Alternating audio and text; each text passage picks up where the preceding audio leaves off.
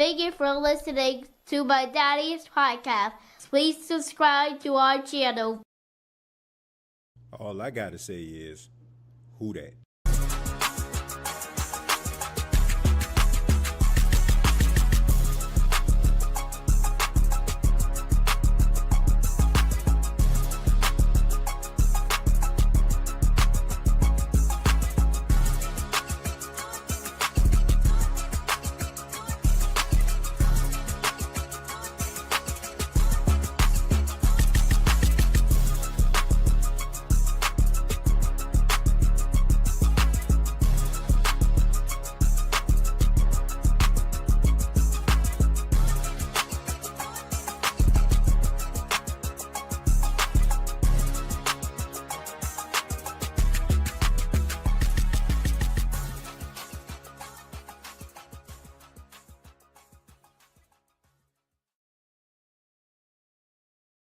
Hey, what's going on, Who Dat Nation? It is yours truly, Timothy J. Jones. And yes, I am the host of the State of the Saints podcast. And thank you so much for checking out the State of the Saints podcast, where we talk New Orleans Saints. Really do appreciate your time, no matter where you are, wherever you may be.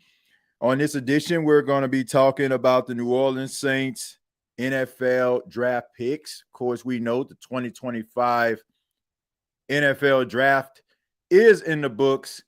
And, you know, the New Orleans Saints, I'm going to go ahead and I'm going to start off the show by doing something that I haven't done in quite some time, and I'm going to give the New Orleans Saints some credit.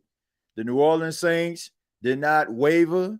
The New Orleans Saints did not move out of any of the draft spots they originally had. They selected players from every respected spot they originally had. So for that, I'm going to go ahead and give the Saints a round of applause for that.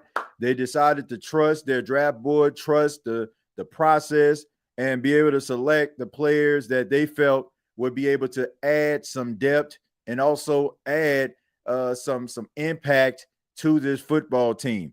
And I really feel like this was the right move. If you're going to help your team get better, if you're going to build your team, you're going to have to do it through the draft. I'm going to say that again. If you are going to get better, you have to build through the draft. Getting highly touted free agents and throwing money at folks, that's not going to always fix the problem. It will probably give you some levels of success early, but when we're talking about continuous success, it's going to happen by you going out here drafting the best players possible. Day 3, I feel like the New Orleans Saints had a really solid NFL draft. You know, there were some really good players that they selected round 4 through 7 on Saturday. I like the pick out of Danny Stutzman out of Oklahoma, Quincy Riley out of Louisville. I liked, of course, Devin Neal out of Kansas, and all of these draft picks they had, man. Fidel Diggs was a really good pick. Monteval, it was a really good pick as well for tight end. I mean, these were some really good picks, and we're going to break down the Saints NFL draft selections, and we're going to talk about each and every one of these players. And if it was, you know, in my opinion or your opinion, was it a good fit? Was it a good selection at that particular spot? I want to go ahead and get your thoughts. Feel free to put your draft grades for the New Orleans Saints inside of the comments, inside of the chat. Would love to hear from you. We'll start off with a few draft picks, and then I will go back to the comments, seeing what you all have to say. We'll just do it that way. Feel free to put who you felt the New Orleans Saints should have went after. You were shocked that they didn't. Now, I would love to hear from you. Make sure that you interact inside of the chat. For those that are new, thank you so much. I hope that you subscribe to the channel and take part in a very interactive podcast here called the State of the Saints podcast that you just rolled up on. But let's go ahead and get into it, man. Let's start with the number 1 pick for the New Orleans Saints. Pick number 9 was Kelvin Banks. Kelvin Banks, offensive tackle out of Texas. He has a lot of strengths. One of the best offensive linemen in all of college football. won all the awards. He won the Outland Trophy. He won the Lombardi Trophy. He was a unanimous All-American. The guy is more decorated than a Christmas tree. He comes in with a lot of cachet, a lot of credibility from his play in college football. Some draft boards had him as the number one ranked offensive lineman in football, even over Will Campbell. But I think that the New Orleans Saints needed to fix their offensive line. I understand that the offensive line is not the sexiest position. It's not. It is not. Like when teams select, there we go. When teams select offensive linemen, people, like, man, it's not the most appealing position. But when you don't have a good offensive line, trust and believe everybody knows it. And you hope and you pray that your team can find somebody like Kelvin Banks. The only questions that I have is, and it's going to be very interesting going forward, will the New Orleans Saints use Kelvin Banks on the right side or the left side, or will they put Talassefuaga on the right side where he was originally throughout his entire football life? Right? He had to convert from the right to the left, and he did a really good job.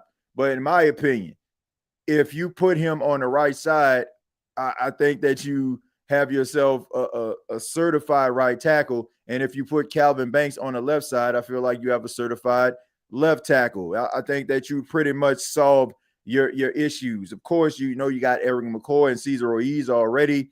Then you got Dylan Ruddins, and maybe Trevor Penning and Will Clapp. Maybe they can try to compete for that left guard position. But more than likely, it's going to go to Radin. So I'm just wondering what's going to happen with Trevor Penning.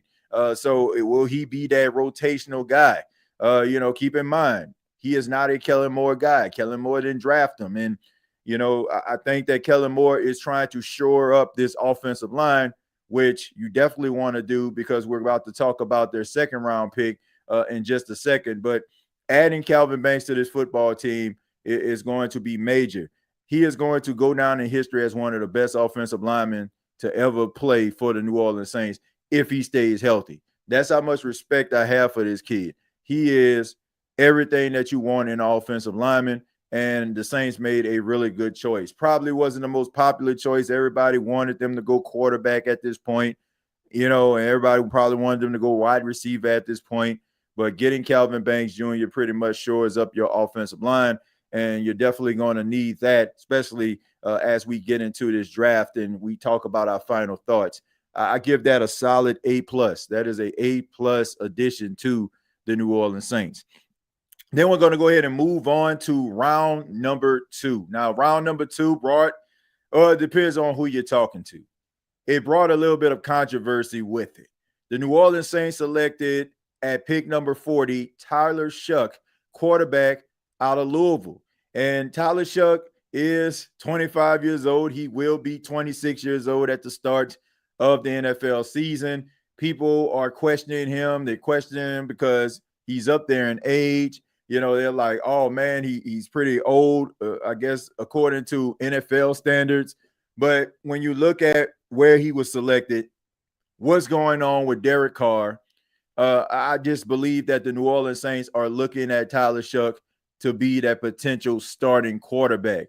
Now, for all my Spencer Rattler fans out there, I don't feel like this is a knock on Spencer Rattler, but you have to understand that Kellen Moore was hired as the new head coach. So whatever the feelings and views that you may have about a player or a position, all that goes out of the window. And it's only right for a guy who gets the job to be able to fix the team and build the team in his own image. The New Orleans Saints did the same thing with Dennis Allen. They allowed Dennis Allen to go out here to get his coaching staff offensively and defensively, allowed him to get his quarterback, the thin-skinned, egotistical quarterback by the name of Derek Carr, who faking injuries and went home every time things don't go his way. Pretty sure he's going to stay at home now that he got a replacement coming up in here, because we know that Derek Carr likes to go home when teams replace him.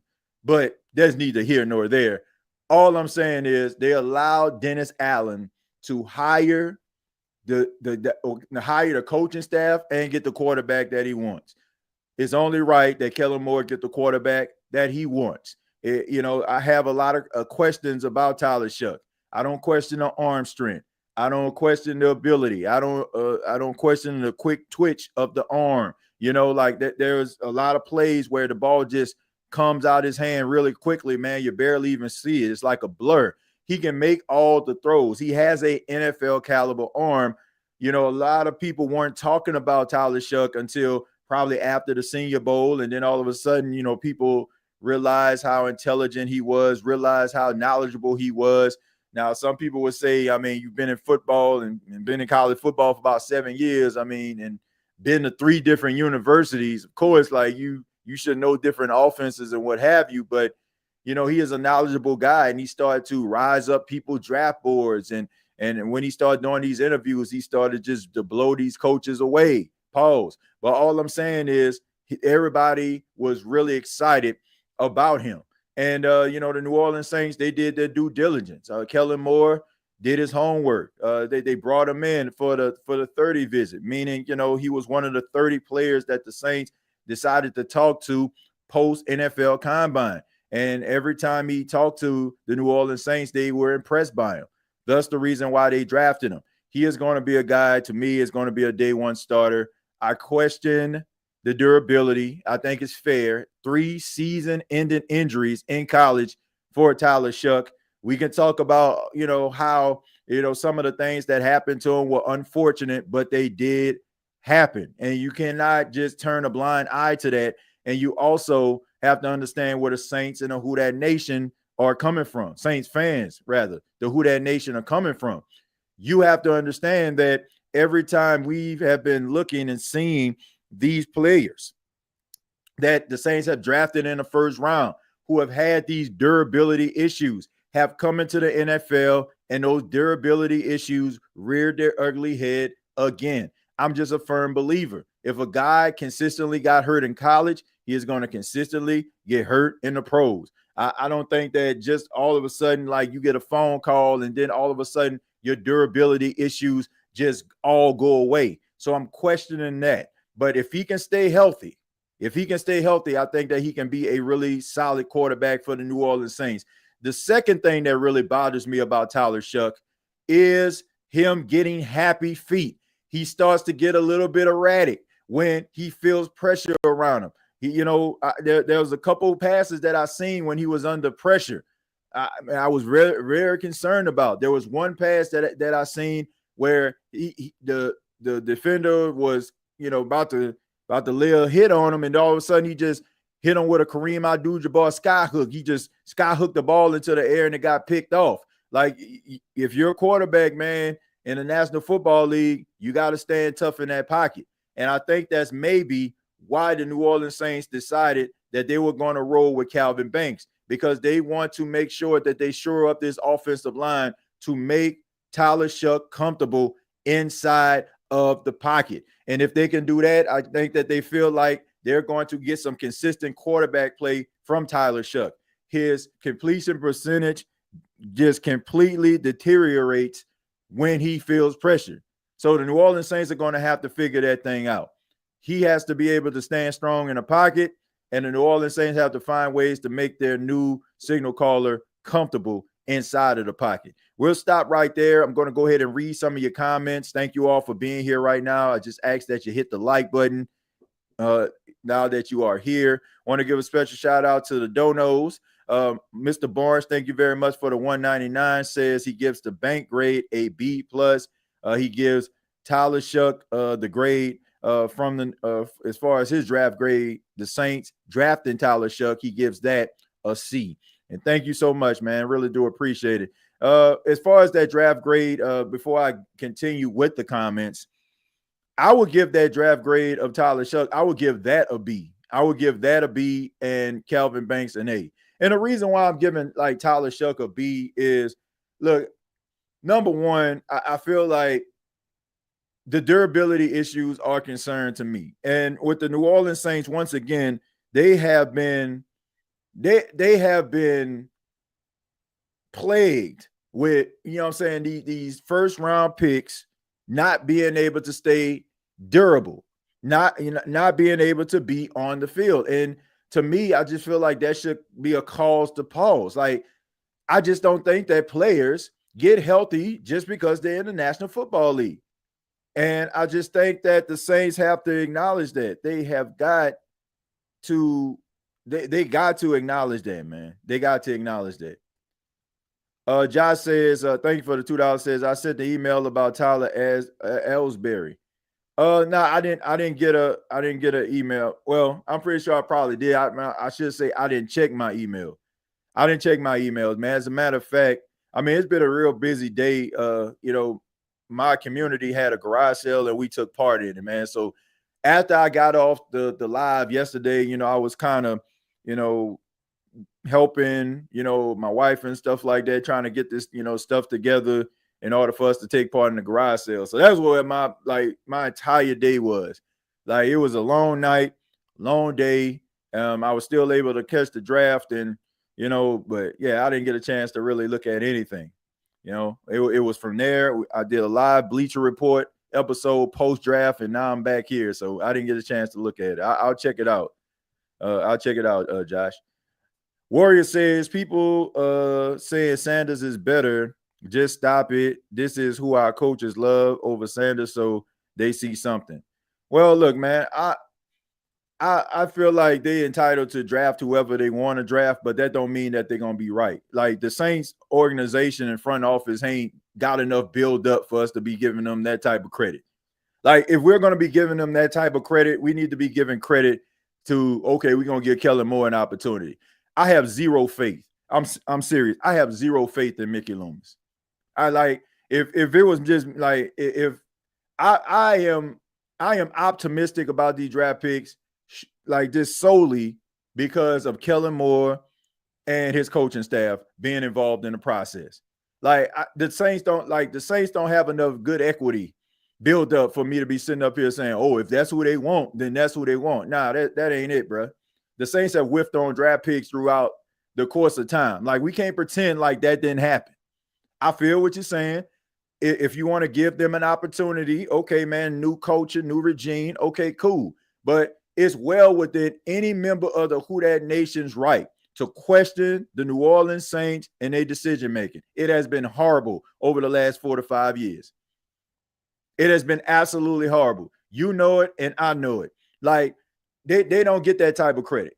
Like, if you start to, if Kellen Moore comes in, and let's just say this draft is the start of more solid drafts going forward, then I feel like we can, build up that confidence. But right now, they have zero. And that ain't good enough. Like, seriously. We can't say that. Like, how many times have the Saints selected one player and they should have drafted another? Like, it's happened on several occasions. So I don't look. We like to feel like just because individuals are in a position of power or they're in executive roles, like, all of a sudden they just have all the answers and we should concede to them. Like, the results have been trash.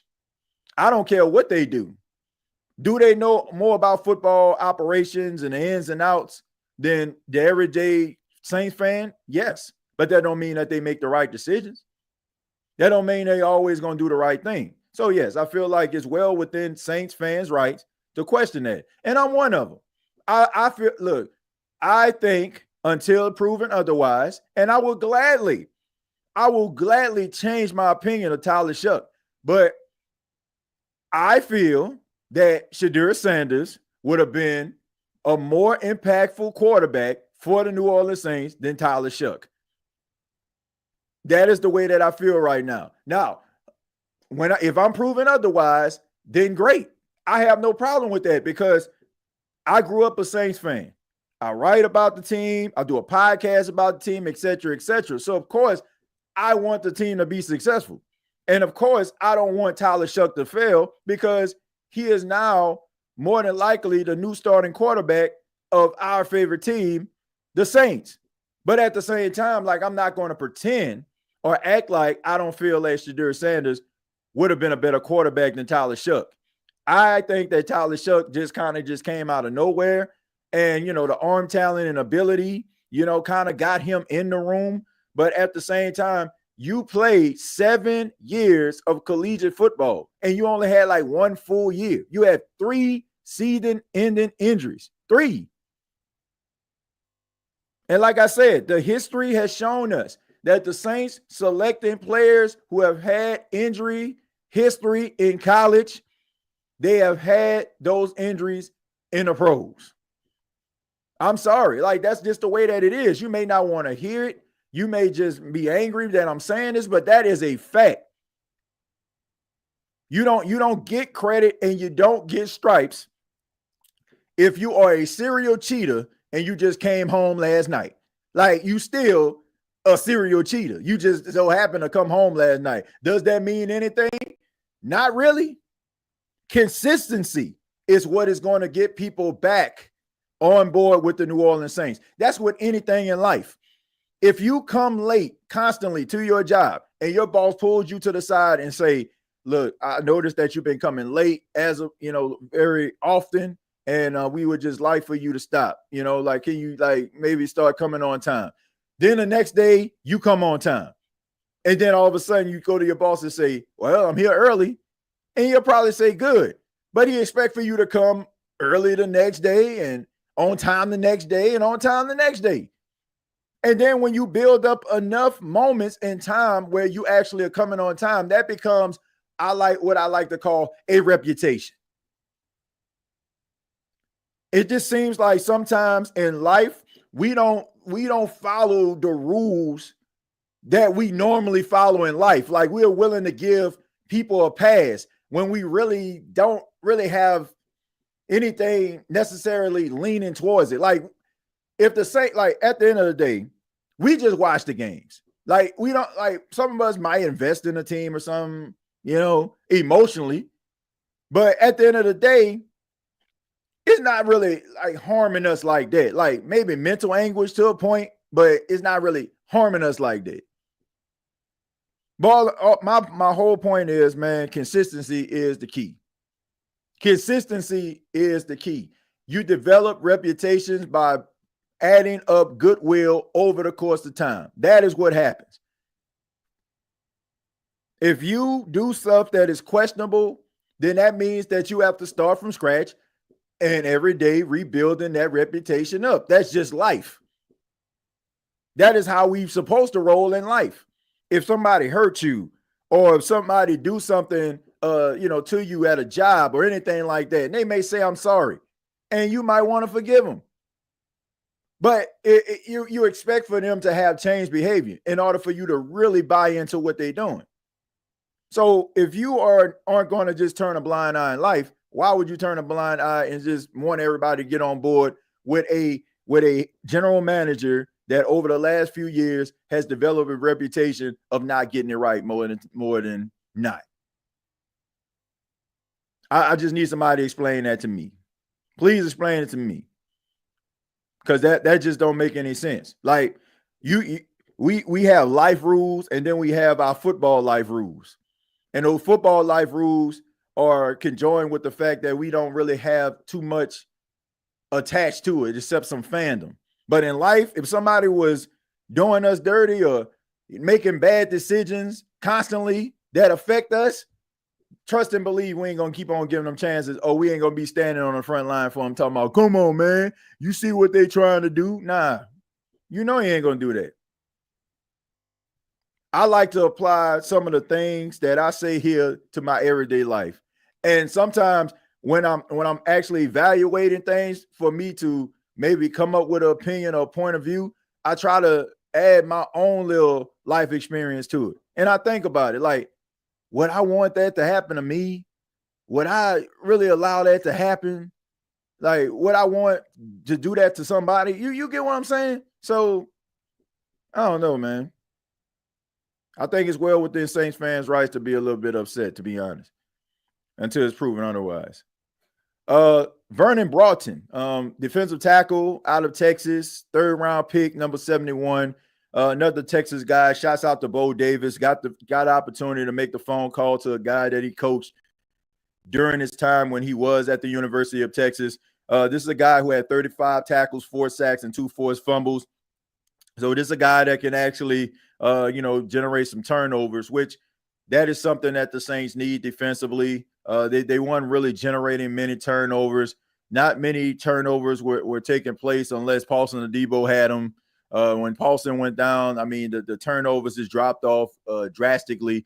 So the Saints need ways to get the ball back into the hands of the offense. Hopefully they can get shorter fields in the process and be able to capitalize and make some plays in order for them to be able to win some football games. He was a 4-star recruit. He chose Texas over LSU and Ohio State. And also I have a lot of respect for Vernon Broughton because of this regard, in this regard. And I said this on a Bleacher Report when I was doing the post-draft reaction there. In this world that we're in right now with NIL and the transfer portal, it just seems like you have a lot of college players that don't want to compete. Like, okay, if I'm competing for this position, I get beat out by this guy, I'm not happy. Let me hit the transfer portal. Let me go so I can play over here, right? They're not going to stay at a school and try to compete and try to work their way up the depth chart. But Broughton was able to work his way up the depth chart in order for him to become a starter at the University of Texas in his senior year. He didn't quit. He didn't give up. He ain't decide, man, LSU was calling me. Ohio State was calling me. Let me see what they talking about. He stayed at the University of Texas, and he tried to compete to be a starter. And I guarantee you that was the most gratifying experience of his life when he got opportunity to start for Steve Sarkisian at the University of Texas because he earned it. And I like guys like this who have stories that are willing to pull themselves up by the bootstraps, not looking for the exit door, trying to face issues head on. That goes a long way. I know some people might just minimize those type of things, but that shows you a level of mental toughness that these players have, something that I hope eventually doesn't become a lost art. Guys are willing to embrace competition instead of just trying to find an easy way out. So I think that this was a really good pick by the Saints. I think that the knowledge that this defensive staff had on Broughton kind of helped him. I wasn't necessarily, I don't want to say happy with the pick, but I think that the Saints could have went with CJ West. That was my selection, in the third round. I think that he's a big athletic guy, can demand a double team. You need yourself a very dominant nose. The pass rush, when it comes to Broughton, kind of comes and goes, right? I mean, he shows flashes and he'll get you excited, but then all of a sudden, it probably 2 or 3 games go by and you're wondering where he is. I like the fact that he can generate turnovers, and I like the fact that he can find ways to be opportunistic in a defense. He is going to be a work in progress, but he has some really good, talented players that he can learn from that can help him be able to come and build his way up the depth chart. So if he keeps that same mind frame that he had at the University of Texas, continuing to compete in order for him to get playing time, I think he'll be just fine. So I would give this pick a C. I would give it a C because I feel they could have gotten maybe another player at this particular spot. I think Broughton could have been there in the 4th round for the New Orleans Saints, but I'm not going to be too upset about it. I think he's a solid player, and his willingness to compete is definitely a check in the box of yours truly. Moving on to another 3rd round pick. Of course, we remember the Saints had 2 3rd round picks. They decided to select Jonas Sanker, safety out of Virginia, which some people probably would look at this as a head scratcher. Not that Sanker is a bad player. He is not. He has had 80 tackles, 3 interceptions, and 5 pass breakups in 2024. A 2-time first-team All-ACC. He flipped his commitment from Boston College to Virginia. He's a guy that has a high IQ. He's strong in zone coverage. I think sometimes his eyes get lost in the backfield. Sometimes he bites on the double move. He's susceptible to that double move. And also man covers, man. I'm concerned about that. But the good news is I don't expect for him to be out there day one. Like if he does, then, I mean, he really had a heck of a training camp. But he has 2 really good safeties to learn under in the Honey Badger Tyrann Mathieu and a newly acquired Justin Reed, who came over from the Kansas City Chiefs. So they'll be able to provide some mentorship for him. I'm pretty sure they'll probably find ways to get him on the field, probably going to be on special teams to start off with.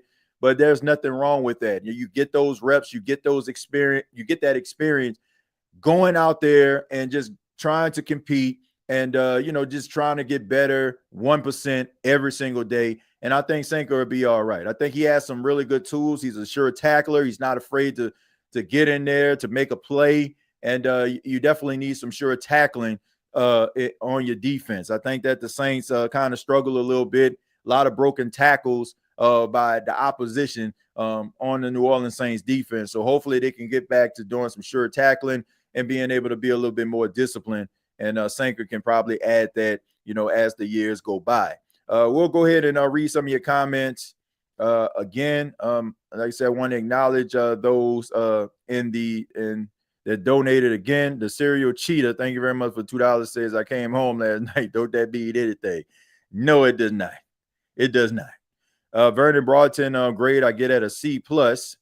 And also, Mr. Barnes, thank you very much for the $1.99 again. He gave Jonas Sanker a B-. If I'm looking at Vernon Broughton, I would definitely give that a C as well. Sanker, based on his ability, I would give that a B- as well. Not to say that it was a bad pick. I think that the Saints, in this regard, and I can respect this, they're probably looking towards the future, understanding that, Tyrann Mathieu is getting up there in age. Justin Reed will take on that role that the Honey Badger had. If the Saints decide to move on from Tyrann Mathieu, rather it's him retiring or him, them not really reaching an agreement when it comes to the contract. But I can understand that you want somebody that can provide that stability, and Sanker can be that guy for you potentially. So not mad at it. I just when you look at the fact that this time the Saints need a running back or a wide receiver and they didn't address that, you had to wonder to yourself, why didn't that happen? Says we are probably going to run a 2 wide receiver lineup like last year. Now injury concerns are, can Olave and Shough stay healthy? Well, if you're leaning on history to teach you anything, AK, I just gotta, I just gotta say no. Like you can't count on it. Like wishful thinking. I mean, I don't mean to sound facetious. I don't mean to sound like I'm just being a Debbie Downer or negative, but you have to go on the history. That if you don't learn or listen to anything I said tonight, consistency is the key. Continuous behavior is the behavior of, that is done over and over and over again. When it's done over and over again, it's called a trend. Chris Olave, Rashid Shaheed have not played a full season in the NFL. They have not. As good as those guys are when they out there, they're fun to watch. They haven't. So we can't say, oh, new coach, new person, like new personnel, new players around them, new quarterback. Oh, all their problems gonna go away. Ain't nobody gonna get hurt now. I can't say that. You can't say that.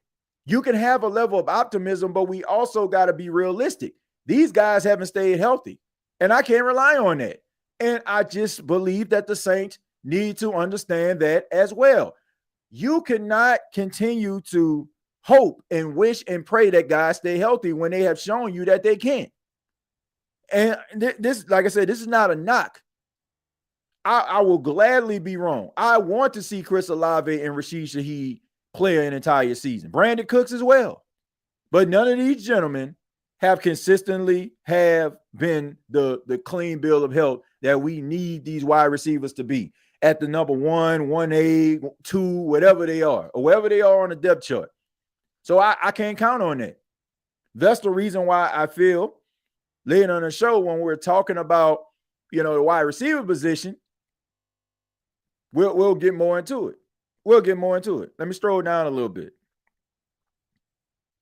Kelvin says they got a UDFA wide receiver. He 5'10", Chris Tyree. Okay. I would have liked to see like Nick Nash on the team. I would like to see Nick Nash on the team, man, but I mean, that's only wishful thinking right now. And like I said, I expect for some undrafted guys to come in and be able to provide something. I don't, like I said, I'm looking at the undrafted free agents right now. Apparently, the Saints decided that they wanted to get a punter, James Burnip, who is a part of, I guess the undrafted rookies that they ended up signing. And I'm also just trying to look for the undrafted guys that they have so far. Let me see. All right, so let's see who they decided to get. They got James Burnip. James Burnip is a punter out of Alabama. They got Rutgers linebacker Tareem Powell. They also, let me see, South Dakota defensive back, I guess it's Dawes Beenum. You got Marcus Yarn. You got UTSA safety Elliot Davidson. You got Jacine Davis. He is, let me see, out of Wake Forest. He's an edge rusher. So, man, it seems to me like there seems to be a trend here, folks. It seems like the New Orleans Saints are really trying to turn around their defense. Like, it's been a very defensive-oriented draft that the New Orleans Saints have. And a lot of people didn't really know a lot of these players that they end up getting. They did get some offensive guys as well, but I think they put like a really strong emphasis on the defense, which is completely understandable. It's completely understandable. I like Neil Lalati. Reminds me of Alvin. I'm excited for that for sure. I'm gonna get to Devin Neal in just a second. We're gonna go ahead and break down him as a player. Says in some ways, thank you, Ghostface. Says in some ways, I think Sanders is going to have a chip on his back and ball out for the Browns. He's still a kid and just needs to be around good leadership. Yeah, look, I think that he has a really strong infrastructure. I just think that Deion Sanders has taught his sons to be confident in themselves, confident in their abilities. And look, I know that people don't want to hear this, man, but in ways, I admire like Deion Sanders as a father, because a lot of people just kind of listen to the arrogance and they just be scowling every time they watch Deion Sanders like and his sons like have conversations. But the one thing that I notice about that is when he talks, it's like they can regurgitate things that he say. Like there was one part where they was kind of discussing like Shadur Sanders' drop in the draft, and they were saying that Deion was kind of skeptical. He didn't want to admit it or whatever. He said, but as he started to drop, he realized that it was just obvious that it just that something was going on, and he was like, that ain't of God. And Shadur and Shough said in unison, nah, they ain't God, that's the devil. So it was like, and they all started to laugh. I'm like, that's the type of stuff like, that, okay, a father has to be like involved where they basically, it's like when he talks, they just pay attention to what he say and they just listen to every word, man. They absorb everything that he says. And, as a father, I can really honestly say that's a beautiful thing. And, sometimes like, you got to instill levels of confidence in your kid because you got to see that greatness inside of your children before they see it. And I say that all the time. I don't have an issue with Shadur Sanders and his confidence. I just think that people don't want to see his confidence on full display, but I don't feel like that's right. Like, it's not like his confidence has him out here doing something that is illegal. It's just the fact that he has this sense of confidence in himself and he feels like any competition he's going to win. And I just think that those are qualities that you need in a quarterback. But, the NFL is going to do what the NFL does. Yes, to me, it was collusion. Yes, I do feel like it was the NFL basically giving him, I guess like a figurative spanking, so to speak, right? oh, look, this is us. We control this. We control where you go. We can control how far you fall. It was like they were trying to send him a message. Do I feel like he was better than a 5th round pick? Absolutely. I think we all can agree to that. But at the end of the day, it's like I'm not gonna hate on a man for having love for his father and his father instilling level of confidence in him that people may not too much understand. I just hope that when my son Paxton becomes a man, and look, he plays sports right now, but if he never dribbled basketball, caught a football, or caught a baseball, like ever as an adult, I would just like to think that there was some principles that I instilled inside of him that in any situation that's adverse, he can hold his head up high too and have a sense of confidence in himself to be able to overcome anything. So I have nothing but respect for Deion in that regard. I think that people look at the verbiage, but they don't look at the connection that he has with his sons. And as a father, I can tell you that's absolutely remarkable. So people can say whatever they wanted, but the number one, Shadur never gave anybody. He never gave anybody like any type of bulletin board material. Most of the time, people were just laughing because, people are miserable. Let's just call it for what it is. People are just miserable human beings, and they like to see other people be just as miserable as them. And anybody that takes a sense of pride and this man falling, I just think that you made of the wrong stuff. Like, you can be like, okay, man, maybe he ain't that good of a quarterback, but a lot of people just want to, it's like that that Shakespeare play, right? Where everybody just basically was it Othello? What play was that where everybody basically stabbed this man at the dinner table? You know what I'm saying? I apologize, I can't think of the play, but it's like everybody, like when they see somebody like hurting or bleeding, you know what I'm saying? Like everybody want to take a stab at them or whatever, they want to go ahead and inflict that. I can't think of the play, but it's pretty popular. And like I said, anybody that's sitting up here like hating on a dude like that, it's just pretty bad, man. Like find you some happiness in life when you ain't got to be hating on anybody. Let's see. 4th round, the Saints decided to go with Danny Stutzman, the linebacker out of Oklahoma, who, as I'm starting to learn about this dude, I'm starting to like. I think that he's going to be a fan favorite in New Orleans. There was one video that I put up, I got it on my X page, TJY Jones. If y'all want to check it out, he is just nonchalantly having a press conference with blood dripping down his face, like, and he was talking about like how he got the cut on his face, and everybody thought like maybe it was from practice, but he was like he had a guitar accident and a guitar hit him in the face.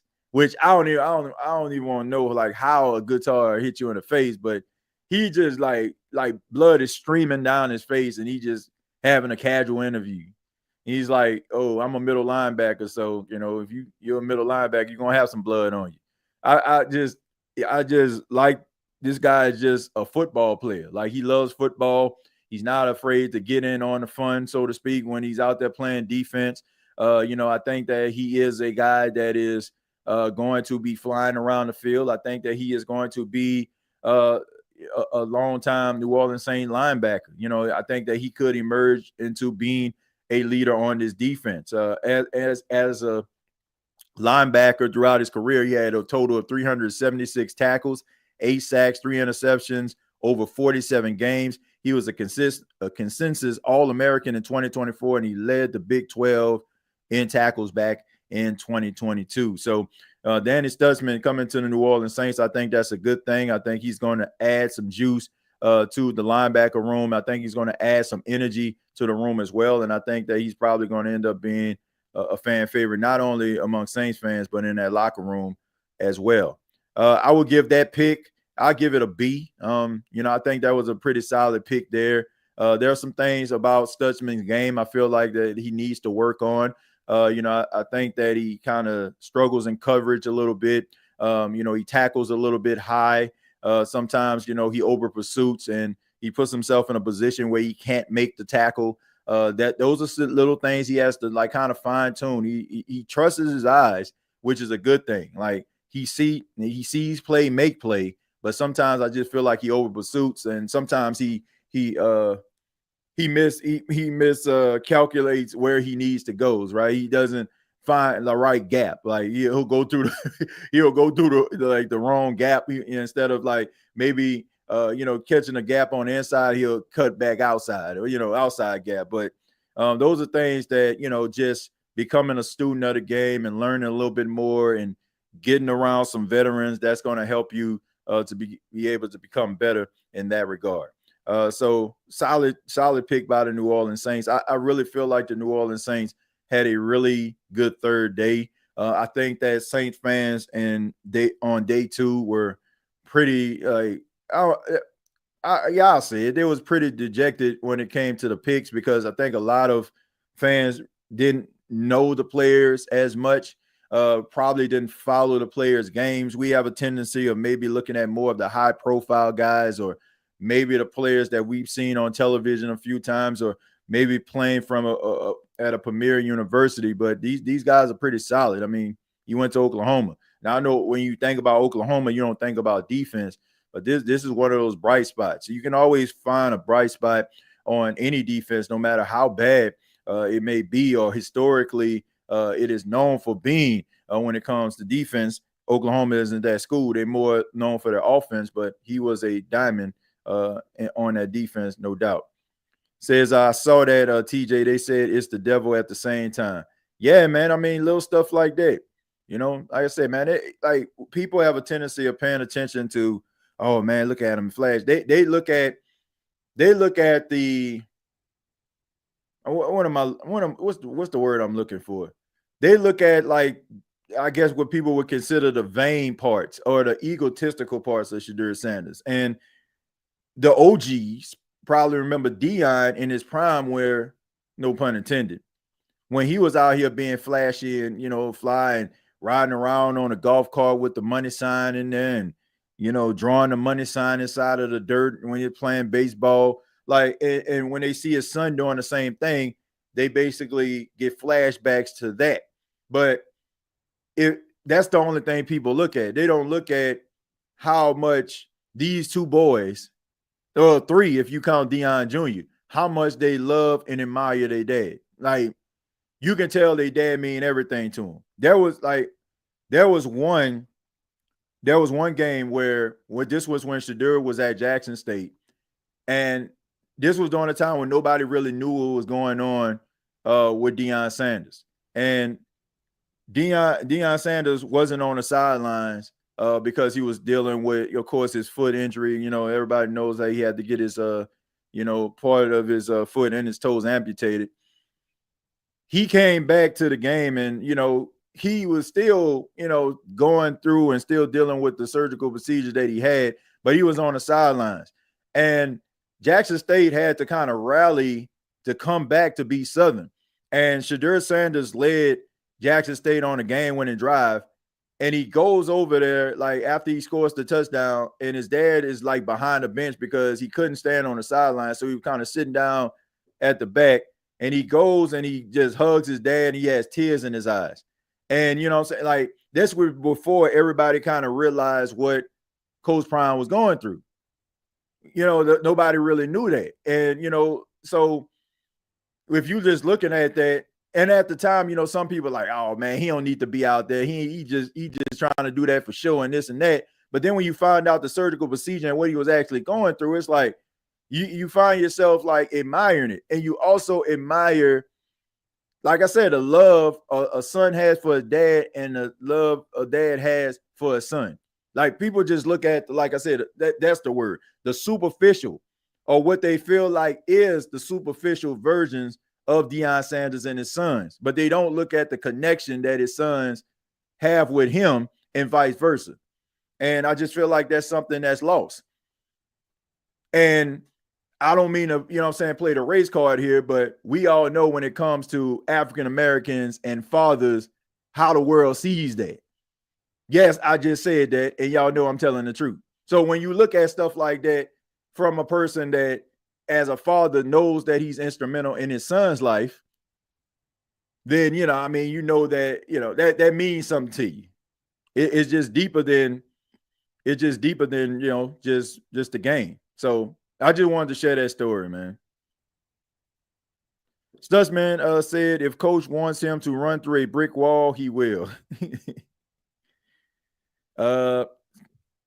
Jerry says RIP. Who we talking about, Jerry? Who we talking about? Y'all think anybody will take Bond? Yeah, I'm pretty sure they will. I'm pretty sure they'll take him. I thought that he probably would have heard his name called. It's unfortunate that he didn't. I don't know what it was, man. I mean, what he 5'10", 190, made plays. I think that, some people are concerned with, some things about his game. I don't know if it's the blocking or, is it something else, but he'll get picked up by a team, man. He'll get an opportunity. Let's see. That's Quincy or Quincy action dog. I don't know what we're talking about here. I'm sorry, Lee. I don't know what you were referring to. Let's just not have any more Zach Bond moments. Yeah, I mean, I really feel that the New Orleans Saints in this draft selected players that are going to play the primary position in which they played in college, which is a good thing. And this is why I'm hoping. I'm hoping that the New Orleans Saints allow Tallahassee Fuaga to move to the right side and keep Kelvin Banks on the left side. Not none of this plug and play stuff. We're going to switch this guy over here to over here. No. Okay. Kelvin Banks is one of the best offensive linemen coming into the NFL. He's probably going to have to work on a few things, which is understandable. You're going from college to the pros. The speed of the game is different. Everybody's great. Everybody's good. Everybody's talented. So everybody ain't going to be Trent Williams off the bus. Everybody is not going to be Larry Allen off the bus. I'm okay with that. Now, I am very confident that he's going to be able to pick it up. Allow him to go on the left side, Tallahassee on the right side. Let these things work in your favor. Stop drafting these guys and say, I got a role for you. We'll get to the wide receivers a little bit later, but, I'm not mad at this. Let these players play the position in which they were drafted to play. And I think you'll be okay.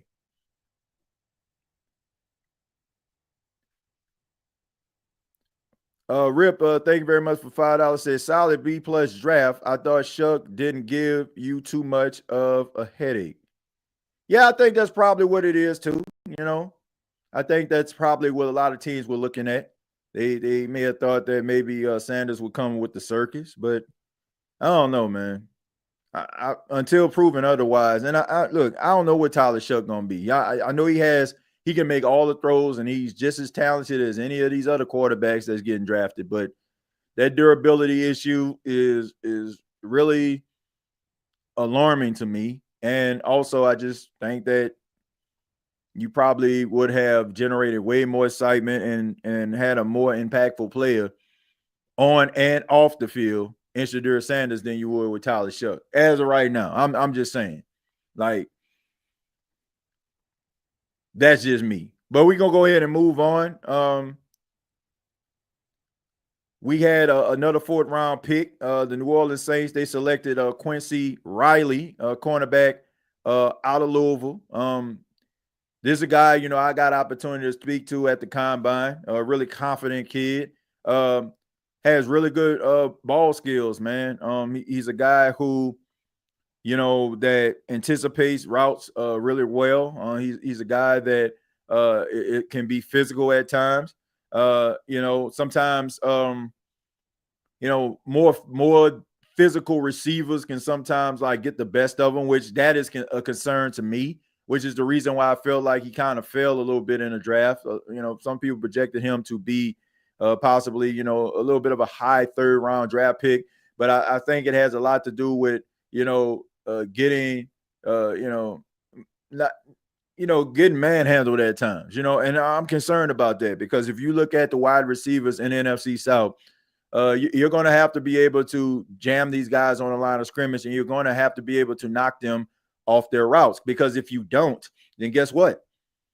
Guess what, man? Like you're gonna be going out there getting torched. So definitely a work in progress. But he has some tools that you love in a cornerback. He's not afraid to tackle. He's not afraid to go out there and try to make plays. Like I said, you just got to get a little bit stronger, but that comes with getting into that weight room, also getting that film study under your belt. But he has a really good high football IQ, and he has a lot of good qualities that you want in a cornerback. So I thought that was a solid pick. I would go ahead and I'm going to give that a B. There's some things that he just actually work on. I think a lot of the physical stuff is not the fact that he doesn't want to be physical. It's just the fact that I don't feel like, that muscle is there just yet. That strength where it needs to be. But that's going to come with time, man. Getting strength and conditioning, together, get that conditioning program together, and you'll be just fine. Then, of course, the Saints did not have a 5th round pick, but they did have a 6th round pick. And I think that a lot of Saints fans are excited about this guy, Devin Neal, running back out of Kansas. Now, Devin Neal, dad, is a coach, and, there's something about those coaches' kids, they seem like they just hit the ground running. Maybe it's because they've heard all of these different ideas and views and strategies and schemes in their minds. And it's like, okay, man, I understand that. But he's a very smart football player. He's very instinctive. He has some Alvin Kamara in him. And by that is, always talk about this movie. I like to refer to Alvin Kamara when I'm describing him is a Premium Rush. It was, the movie. I forgot this guy's real name, but I mean, of course, he played on quite a few things. Insomnia. He played on that movie Power. That was down in New Orleans. He was rocking the Steve Gleason jersey, but he plays a bike delivery guy, right? And he's able to navigate through the city of New York. And he has this tunnel vision, right? If he's caught in a traffic jam, he finds ways to try to get around the traffic jam without really getting seriously hurt. He can think about the scenario of, where I need to go before I even get to this particular moment. And, or get to where the traffic is. I look at Alvin Kamara in the same way. It's like Alvin Kamara is playing chess when everybody else is playing checkers. Devin Neal possesses some of those same skills. He's able to dissect plays. Now, he has some Le'Veon Bell in him too. And by that, I mean, he's a very patient runner. He's a guy that's going to wait for the holes to open up. Pause.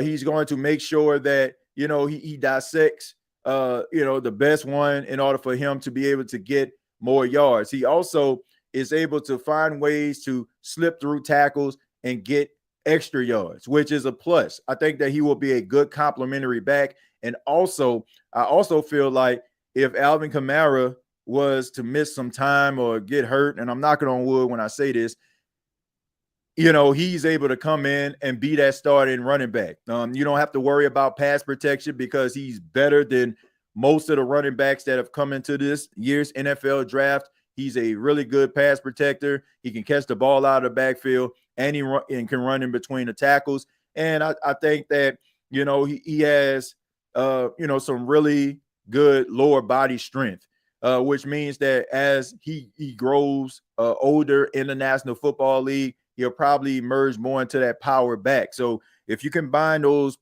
pass catching skills, those third down protection skills that you need as a running back, and also being able to break some tackles, I think he checks all the boxes. So I think the Saints may have found their future running back, and also a good compliment to Alvin Kamara. I give the Saints A+ for this particular pick because I did not think that Devin Neal was going to be there for the New Orleans Saints in the 6th round. So I think that was a really great pick by the New Orleans Saints. So we'll scroll down and we'll continue to move on. Want to acknowledge once again, Mr. Barnes, thank you very much for the 199. Says Quincy Riley, he gave that a C. He also gave Devin Neal a B+. And I'll wait, Mr. Barnes, for your next pick as we talk about that one. So I'll hold that last donation off when it comes to your grade. I'm pretty sure if you're in the chat you saw it, but We'll just hold that one. Trey says, hey, TJ, I don't get how the Saints didn't even draft a receiver. Trey, we're going to get into that after, we break down the draft. I get that pick, man, but Kobe Bryant, way better and didn't get drafted. The NFL, a weird place. Yeah, you never know what teams are actually looking for, the reason why guys don't get drafted. You never know, man. Sometimes it's the fact that maybe teams felt there was more of a position of need here instead of there, and then all of a sudden guys start to drop in. It's unfortunate, man. I mean, you only get 250 some odd picks in the NFL draft, and there's over 500 different guys that you can choose from. So half of the guys that thought they were going to get drafted won't be, but it's not the end of the world, man. You go there, you sign with a team, you become an undrafted guy, and you work your way up. We've seen so many different success stories take place with guys that are undrafted and unproven. So he'll get an opportunity, man. I think he's talented, really good ball skills. And, some team is going to find him and give him an opportunity, and hopefully he'll be able to take advantage of that. If you play NCAA 25, you know about Devin Neal. Going to 3-4 from a 4-3. Yeah, I mean, that's the reason why you're getting a lot of these, guys that have a different type of build than what we are used to seeing the New Orleans Saints get, which I'm happy about. Let's see. I wish we had draft Andrew Armstrong, the wide receiver from Arkansas. Yeah, man, but nobody drafted him. But, like I said, man, you don't know who, the Saints going to end up getting. Maybe, he might come to the New Orleans Saints as a, undrafted guy. We don't know. And if he does, then that's his opportunity. This is a wide receiver that had over 1,000 yards. Some people kind of question his route running ability, and all that. But, he is a guy that's a physical guy, and, he'll have an opportunity, if he was to become an undrafted guy that the Saints pick up. Says, yep, Bub means is solid. I just think that he needs opportunities, and he also needs to stay healthy. I mean, he can be as solid as he want to be, but if he's not out there to show people how solid he is, it really doesn't matter. I just want to make that clear. The New Orleans Saints had two 7-round picks. They had tight end Malike. I'm about to butcher his name. Maltivo. I believe that's how you pronounce his name. Malike Maltivo out of UCLA. He started his career at Oregon. He's 6'6", about 240 pounds. He's a guy that I feel like the New Orleans Saints drafted because of his blocking ability. He can catch the ball, based on some of the things that I've seen. And, I was actually, like I said, reading up on some of these guys and also just checking out some footage of them, checking out just some of the footage and some of the draft reports that they had, based on what I've saw. He's more of a big physical tight end, not going to make anybody miss, probably going to just be Johnny on the spot. Who could be a possible red zone threat, depends on how you use him. But I expect for the New Orleans Saints to possibly utilize him more in the running game because he's really polished in that regard. I think that this was a solid pick for him. I would have went with Jalen Conyers out of Texas Tech. I just think that you can line him up a multifaceted of ways. I think that maybe his blocking ability probably is the reason why maybe the Saints or other teams didn't select him. But at the end of the day, I think that, Monteval coming in is going to be a really solid tight end for the New Orleans Saints. I think that he's going to be a really, a really solid guy. Probably not going to end up starting, but I think you're probably going to see him, in spurts. Depends on the durability and who's healthy at the tight end position. And finally, the Saints got Fidel Diggs. So Fidel Diggs started his career at Texas A&M. He went to Syracuse. Last season, he had 7.5 sacks. I want to say he ran the fastest 40 time. I think he ran like a 4.5 at the combine. He is an edge rusher. And this is the guy that I was like really excited about, because this guy to me represents like the new regime of the New Orleans Saints. This is a guy who kind of fits that hybrid defensive end role that I was referring to. Like, he's 6'4", 257 pounds. Like, he's not that guy that the Saints usually get about 6'7", 290-pound defensive end coming off the edge. Like, he's one of those, like, guys that's built like a TJ Watt, guy that's built like a Matthew Judon, one of these smaller, hybrid type players, that you can, stand up as well as put his hand on the ground and be able to fly around. So I thought that this right here was an exciting pick, because it represents the new regime and the new defensive scheme. Like, and most of the guys that they selected, to me, kind of fit the Saints status quo when it comes to defensive players. But this guy, Fadil Diggs, is an individual that kind of fits that new age hybrid defensive end that I've been talking about for I don't know how long. Based on the two picks, Monteval, I would give that pick, I would give it a C. And also Diggs, I think that he can possibly be a diamond in the rough. So I'm going to give that a B. All right. So all in all, I guess if I'm adding it up on a scale from A to F, I would give the Saints a solid B minus, even a B plus. I think that was a good draft. There was like no players that I can just sit up here and just say that they actually reached for.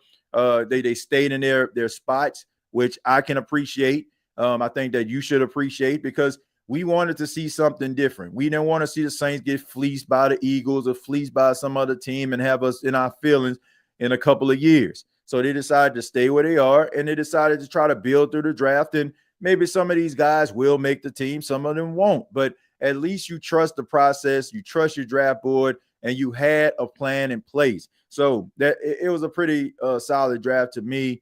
I think that you can actually, get I think that you can possibly get, some production out of these guys. James, thank you, man. I think I said a 4.3. That's what I meant to say, a 4.5. I meant to say a 4.5. I don't know why I said a 4.3. The only one that ran a 4.3 was James Pierce Jr. Thank you for that. So he ran a 4.5. I'm like, you ran a 4.3. Oh, he ain't gonna be there. Nah, but he ran one of the fastest times at the combine. So among the edge rushers. So I appreciate that, James. Thank you for correcting me on that.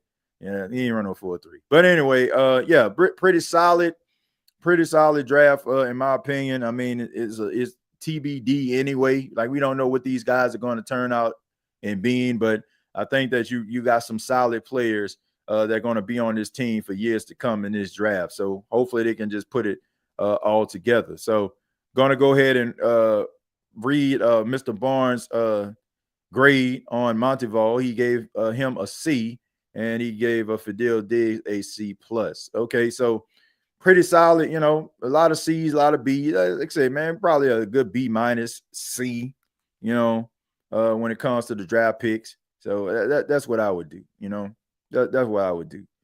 Let's see. Ken Arthur says, hit that like button and subscribe to the SOTS. Yeah, I appreciate that, man.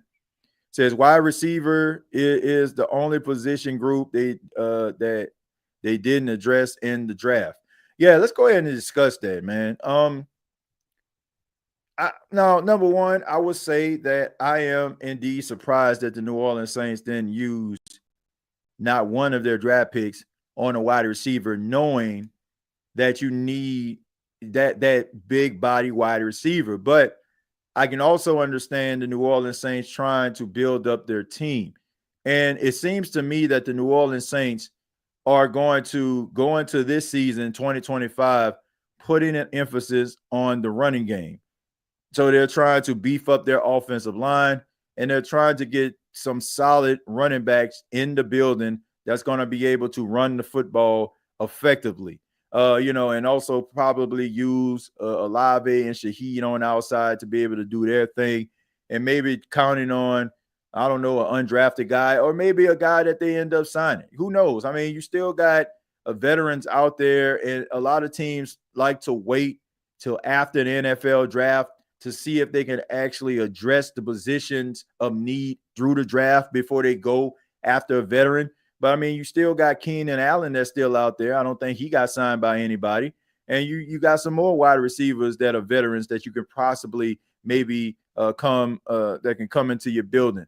But I can understand the Saints trying to look at their draft board, seeing who is available before they decide to make that decision. And you don't want to reach for a wide receiver that you're not in love with. Every year there's this undrafted guy that can come along, that can actually provide some depth, provide some help to your team. So there are different ways where you can address the wide receiver position, but I can completely understand the Saints putting emphasis on trying to strengthen the running game as well as their defense. This is a new scheme that they're going to be playing, and you want to make sure that you got the right personnel to play in that scheme. So not mad at it, understand it. You want to count on guys like Bub Means to be able to work out. You want to count on, pass catching tight ends like Jawan Johnson to be able to pan out. You gave him a 3-year deal. You expect for Foster Moreau to be ready to rock and roll. It was unfortunate he had his injury during the last game of the season, but you want to count on these guys to be able to make some plays. And like I said, they addressed what was necessary, so I'm not mad at that at all. TJ, you think Keenan Allen might get that call? I mean, like I said, I didn't even look at that Mad Drummer, but that was the first person that was on my mind. Could possibly be that guy.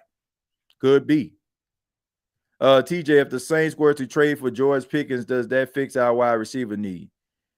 If they were to trade for him, yes, it would fix the wide receiver need of the Saints. But, I'm kind of conflicted with a situation like that, right?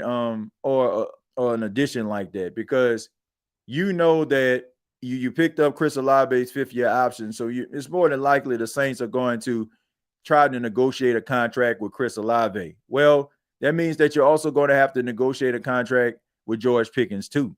You don't want to make a trade for George Pickens and, now you have to end up with a T. Higgins, Jamar Chase type situation when you have to pay 2 wide receivers and both of them are going to demand a certain, amount of money here. So I don't know. Like, I just think that maybe, just maybe, you want to go with a veteran, that's not going to completely exhaust your cap and also have enough money to be able to re-sign your star wide receiver, which is Chris Olave.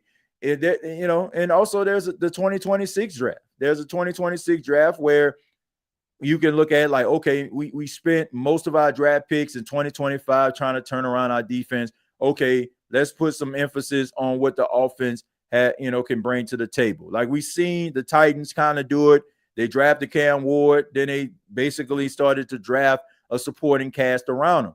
So the New Orleans Saints felt like the most important position of need going into this draft seems to be the defense, because if you're running a new scheme, once again, you're going to need the personnel to do it. So maybe next year you'll probably see the Saints going after that high-profile wide receiver, that high-profile tight end, right? Offensive guard or something like that if they're not happy with Runnings or Trevor Penning or whoever, right? You'll put more emphasis on the offense. I just think that is one step at a time here. But in the meantime, like I said, there's some wide receivers out there. I'll even take a look here. Let's see. I'll take a look at the available wide receivers that are out here right now. All right. I mean, because they got a few of them. They got a few of them who have not found homes yet. And let's I'm going to ahead and set this up real quick. And we'll go to the ones that are available. All right. So we already mentioned Keenan Allen is one. Amari Cooper is available. Deontay Johnson, and that's a long shot. Robert Woods, Nelson Aguilar, Tyler Boyd, Elijah Moore, Brandon Powell. So I think that the 2 wide receivers that most teams will be looking at would be Amari Cooper and Keenan Allen. And like I said, these are probably going to be guys that you'll sign to a 1-year deal. be able to come in, be able to help out a little bit until you actually can figure out what you're going to do at the wide receiver position for the future. But, none of these guys on this list right here, outside of Keenan Allen and Amari Cooper, or even Robert Woods, I even throw him in there. But, him being 33 years old, is something that you probably going to have to take a really good look at.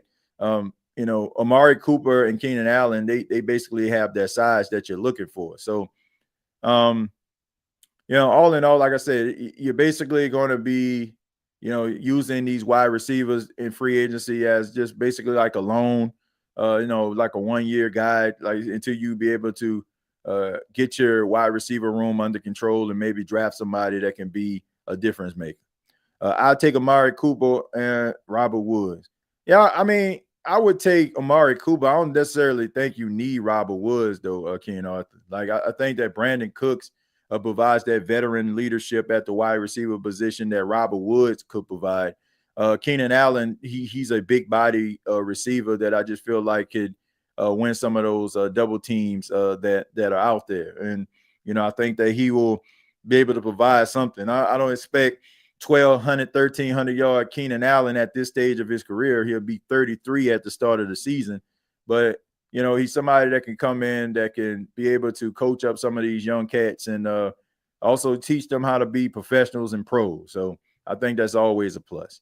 I'll go ahead and take a few more, and then we'll go ahead and get up out of here. Says we had to get Keenan to even feel comfortable with this wide receiver room. Throw that man a decent bag. Yeah, I mean, I'm not comfortable at all. I don't think any Saints fan is comfortable. I think you have 3 very similar build, similar skilled wide receivers that you're going to be relying on Sunday to Sunday. I mean, I think that's fair, right? I mean, no disrespect to Bub Means and Cedric Wilson and all these other guys that are on the team, but the 3 wide receivers that most Saints fans are looking for to provide production is Brandon Cooks, Chris Olave, and Rashid Shaheed, and they all kind of fit that same mold. So what the Saints are going to do for something different, I don't know if that's going to come from Bub Means. I don't know if it's going to come from them signing maybe Amari Cooper or Keenan Allen, but they're going to have to find it somewhere. Well, it's going to be, it's going to be pretty easy sometimes for some of these teams to be able to just jam these smaller wide receivers at the line of scrimmage. I don't know about you, but I'm gonna give Tyler a chance. Yeah, I'm gonna give Tyler Shough a chance. I think that we all should give Tyler Shough a chance. Like, anybody that's up here like just mad and upset, like, I get it. You have yourself all excited about one particular quarterback or one particular player that you probably wanted at pick number 40 and you didn't get it. So I understand that. I understand it completely. But it's not Tyler Shough's fault that he got selected by the Saints. Like, this is a guy who went out there, tried to play the quarterback position to the best of his ability, and he got selected. So I mean, this is something that I'm pretty sure his family is proud of. He's proud of. He can help his family, take care of his family. So I mean, I'm not mad at that at all. My biggest question when it came to Tyler Shough, and still will be until proven otherwise, is his health. Like, can he stay healthy? I believe that he's in the right system, and Kellen Moore and Doug Nussmeier and Scott Tolzien, these guys wouldn't have selected him if they didn't feel comfortable about his ability. So I think that they got the right guy according to who they feel could do that. But nobody should be throwing this man under the bus and be talking about how trash he is, and basically keep on showing that throw that he threw at the combine where he missed his wide receiver by 4 or 5 yards. All right. I mean, to his credit, I want to make this very, very clear. When these quarterbacks are throwing to these wide receivers, this is the first time they actually have any type of connection. They break them up into groups, right? Just think about this, right? You go into a meeting, and let's just say it's a staff meeting, and you have your buddies, your clique that you all normally go to work with, right? And they're like, okay, everybody, we're going to split y'all up into groups, and we want y'all to work on this project. and you thinking to your friends, okay, man, hey, man, let's get together. They'd be like, okay, but you realize that y'all names in a hat, so y'all not gonna be in the same group. Man, you're like, oh man, I don't know these folk like that. It's the same way with the combine.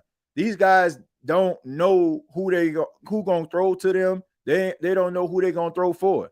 So football is about having a connection, man. It's not like how you just go out there with your son or your nephew or your cousin or you know what I'm saying, your big brother, little brother, and y'all just go out there and throw the football. He ready for it, right? Football is about anticipation. You know what I'm saying? It's about timing. And if you and this wide receiver ain't on the same page, of course it's gonna look like slaw. Of course it's gonna look like slaw. That's just the way that it is, man. So not gonna like knock him for a throw that sailed on him like that. My biggest issue is the durability. Can he stay healthy? If he can stay healthy, I think that he'll be just fine. Louis Riddick is very high on this quarterback. Yeah, I mean, Louis Riddick has spoken very highly on, Tyler Shough, but I mean, at the same time, man, everybody basically are just evaluated and giving their opinion based on what they actually see. Like we gotta understand this too, man. Like I also understand that people look at certain individuals and they feel like, oh, this person is this person, and I want to give him, like he deserves like certain levels of credibility. But I don't care who it is. They can be one of the most like well-renowned draft analysts, like Mel Kiper. Like Mel Kiper has been doing draft analysis, and I gave him, his flowers on this. Like there would be no mock drafts, there would be no NFL draft analysis, and all these different draft shows, and people creating channels and websites based on draft picks. And shouts out to my guy Emery Hunt, man, who wrote an amazing book, man, breaking down all of the NFL players that came out in 2025. There would be none of that without Mel Kiper. But at the same time, I'm pretty sure over the course of time in the 43 years he was covering the draft, I guarantee you he done got something wrong too. So, I want to believe what Louis Riddick is saying. I really do. I want to believe it. I believe that he feels very highly about Tyler Shough, and that definitely gives people confidence to hear such a well-respected individual say it. But Tyler Shough has to go out there and he has to prove it. But like Lee said, it's about giving the quarterback an opportunity to be able to go out there and perform at a high level. Like people just booing this man before he get into the dome and all that. That guy don't deserve that, man. Like we got to be able to give guys a chance. I wanted the Saints, to go after Deion Sanders over Tyler Shough, but they didn't do that. So I want to see Tyler Shough succeed because he represents a team that I've loved since I was 4 years old. Plain and simple. I highly believe that he's going to be the starting quarterback. This whole Derek Carr experience is over pretty much. I mean, everything is over except for the confirmation. And I'm pretty sure he's going to stay at home because once again, that's what thin-skinned quarterbacks with very fragile egos do. I mean, he did it with the Raiders, and he's doing it again with the Saints. Josh McDaniel benched him, and instead of him sitting on the bench and being a professional or showing up to work, he decided that he wanted to go home. And, of course, the Raiders weren't going to throw him under the bus because they wanted to trade him. If they would have came out there and said, oh, man, dude went home, then guess what? They would have been like, man, this dude got an attitude problem. And maybe he would have failed in free agency. But, they want to be able to get him off the books without them having to pay him anything. That's the reason why they didn't say anything at all. And they say that you lose them the way you get them, right? That's what that old saying. They say you lose them the way you get them. He goes home when he wasn't satisfied or happy because he got replaced, and he's doing the same thing with the New Orleans Saints. Fragile ego. So I'm just glad that the New Orleans Saints are going to get something new, and I'm pretty sure that Tyler Shough will probably give it everything that he has and try to be the best quarterback that he can be, and also Spencer Rattler when their opportunities, when his opportunities come up. Carr brothers are straight. Let me see. I guess kind artist. Problem is, this is NOLA, we spot that ish from a mile away.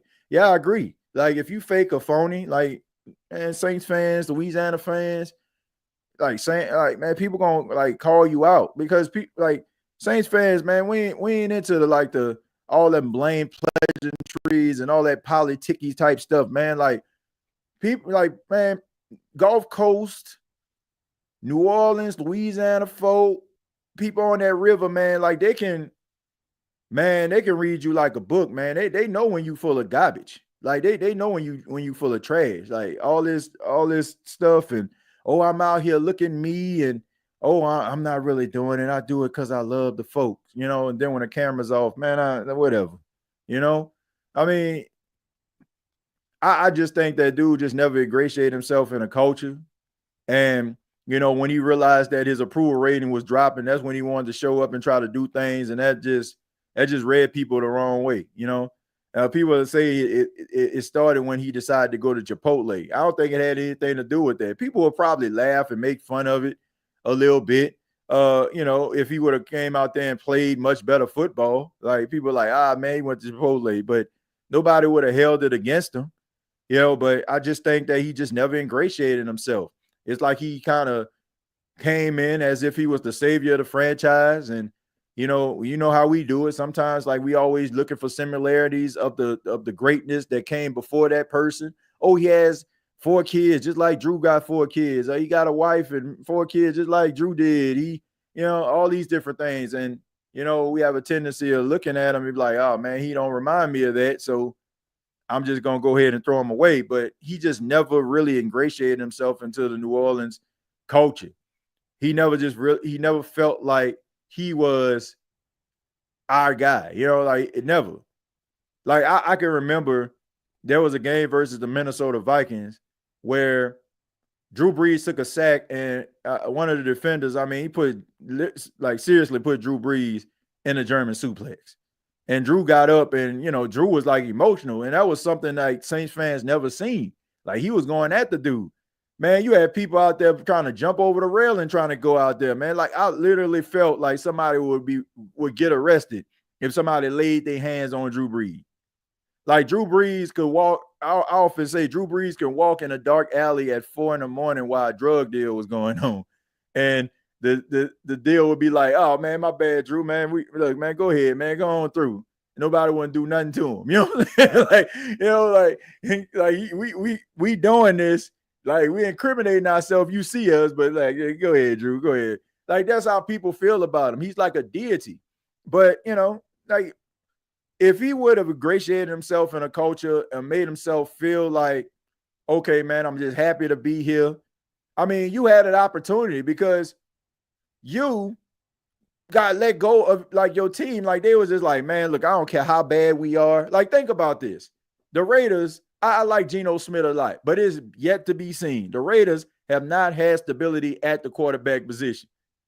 Like, and they rather sit up there and fail time after time after time again than to give you a contract. They know that you more than likely would have been the better situation until one comes up, but they rather let you walk.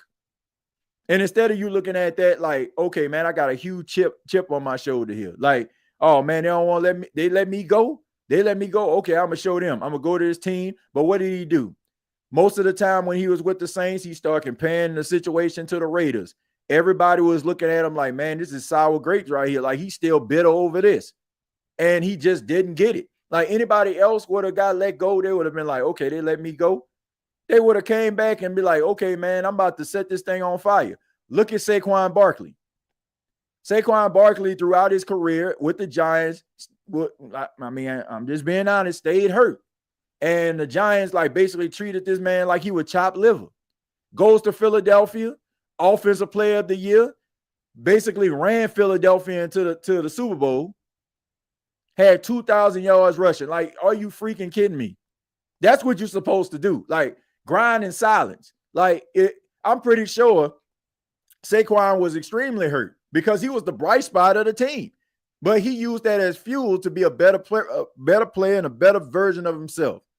Derek Carr, like, basically walked around, was, you know, basically having basically pouting I'm telling you, go back and look at the first few interviews that he did and tell me how many that he referred to the Raiders. Oh, they're with the Raiders. Oh, they didn't want me. Oh, they cut me. Oh, like there's stuff like that. Like that type of stuff just makes me feel like you got thin skin. Like this shows me that you're emotional. Other people like, okay, man, they probably tell a wife, tell a homeboys probably in the locker room with nobody around. But they about to go to the media and say that. So it just felt like a person that got dumped. They wasn't done with the person, but the person was done with them. And like I said, it was just a combination of things that got the Saints fans like realizing that this dude ain't it.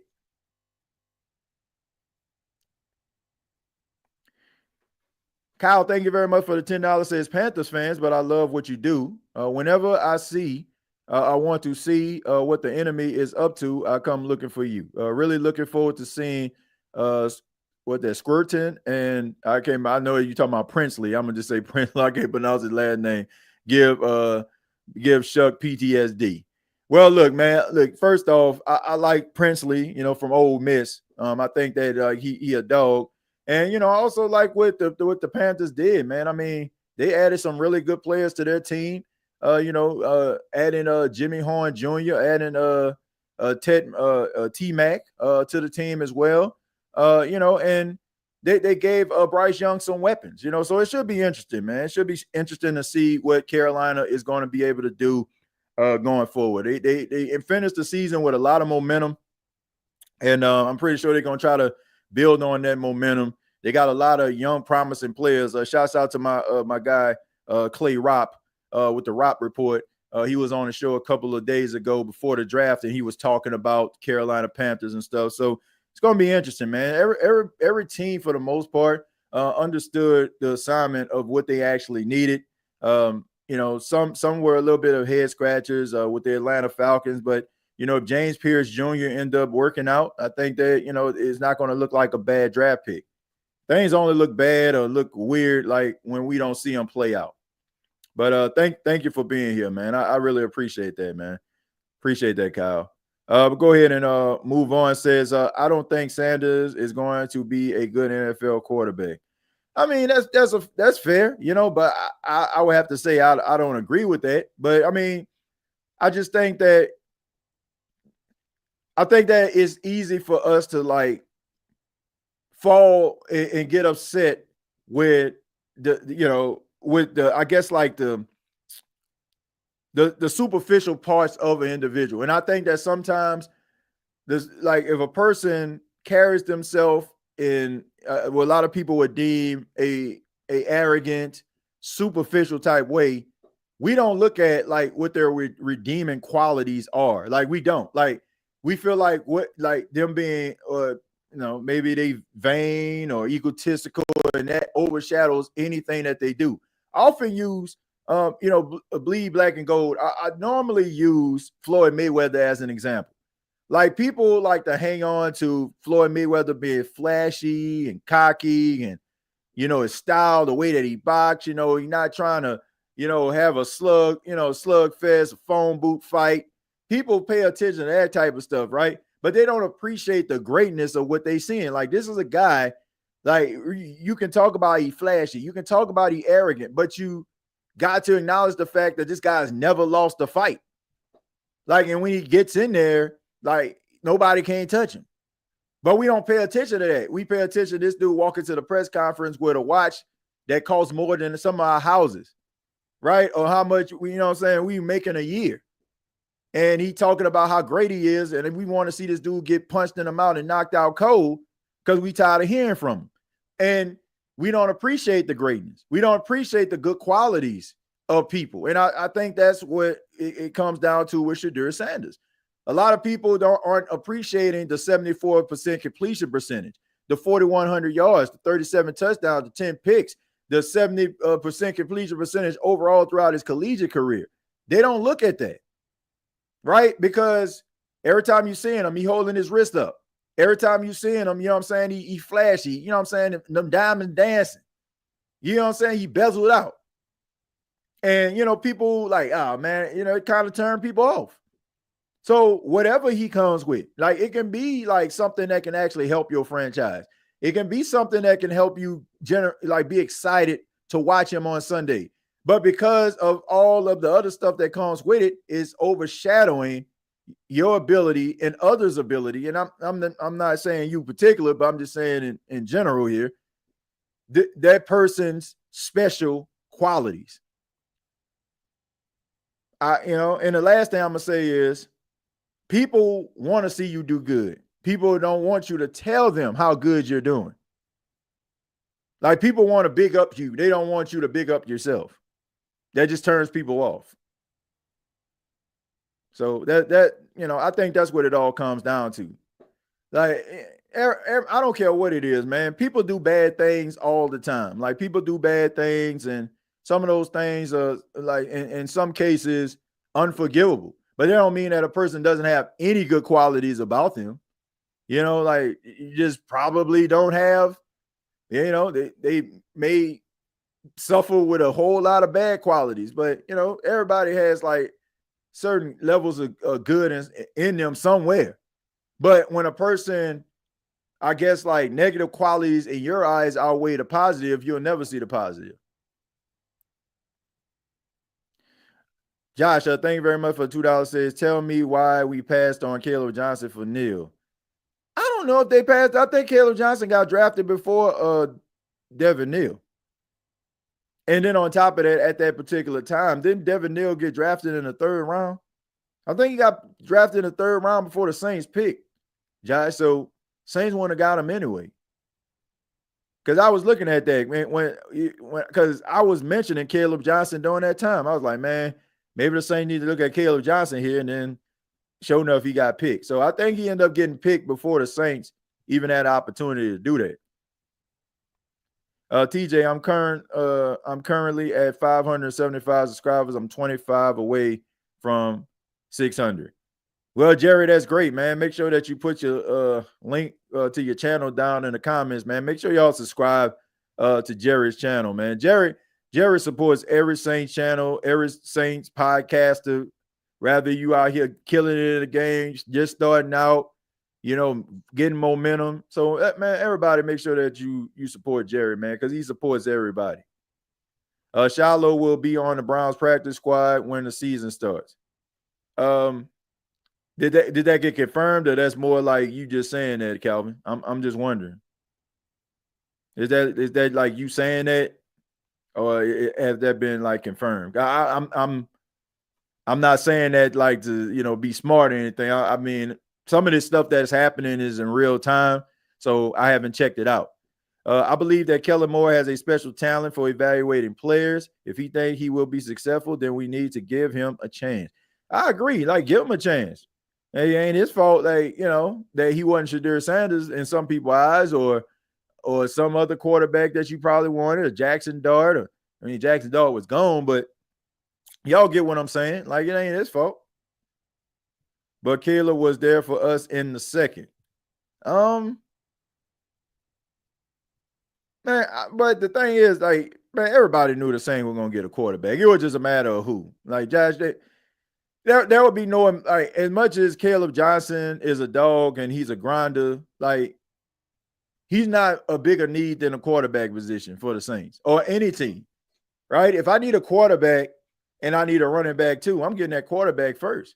And I can understand the Saints position. Now, if Caleb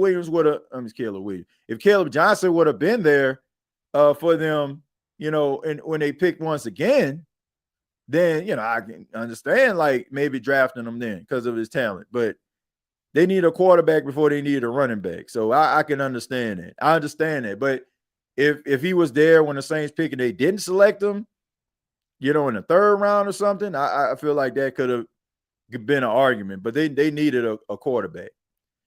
Jerry, a real one. He been my day one supporter. I support you, OG. Yeah, man. I mean, Jerry supports everybody. So I just feel like it's only right that everybody supports Jerry. I think that's fair, right? I think that's fair. I mean, we need to support one another, man. That's how you build up these communities. Shouldn't be no big eyes and Lil you, like we should all work together. Like everybody has a voice, everybody has things to say, everybody has their own unique way of, putting podcast content out there. I think we should support everybody. Like everybody, rather is a big channel, well-known channel, just starting out channel, let's support one another, help each other get momentum. Like, don't just look at, oh man, they just got these many subscribers right here, man. Like, be that one that add to it. Be that one that add to it. Right? I mean, that's the first thing we started doing. We started looking at like these videos. Like people like, oh, you got is these many followers. All you got is these many subscribers. Like, well, maybe if you press subscribe and another person press subscribe, maybe, I have more subscribers because that'll put me more out there for people to understand my talents and my knowledge of the game. Because that's where it all starts from, folks. I don't care how big your channel is. I don't care how small your channel is. All of that stuff comes from individuals hitting that subscribe button, hitting that like button. That's the only thing that gives a person a certain level of more credibility than others. That's why when people like talk to me like, oh man, I said this and said that, and oh, you ain't this and you ain't this person, like, what's the difference? The difference is, like other people, they rather just hit the subscribe button or gravitate towards that person. I think we need to gravitate towards each other. And I think channels will grow that way. Like that really, that really burns me up when, people say, oh, you ain't this person, you ain't that person. No, I'm not just talking about for me. You see this on social media all the time. Like, there's some amazing people that have amazing content that work extremely hard to create their content. And people will not subscribe to their channel just for the fact that they probably just starting out and they might have 20 subscribers. If the content is good, or you see something promising, or you see, somebody out here like really doing their best, they probably don't have like the best setup at the time. Hell, I can remember that. I didn't even have a webcam back in 2018. Couldn't afford one. Man. I'm just keeping it 100. When I started the channel back in 2018, the job that I had as a store manager just went under. And I was working at the radio station part-time, and I wasn't there full-time yet. And I basically started on my iPhone 10 at the time. I recorded on the voice memos, and I would get my laptop computer and find different clips that coincide with what I'm talking about. That's how I started out. So if everybody would look at me like, oh man, he ain't even on camera. Well, what I have, gotten to the point of a lot of people supporting and showing love to me, people took a chance on me. So I want people to take a chance on each other, man. That's how these channels start. Like, everybody is not going to be knee deep in a game. That's just not happening.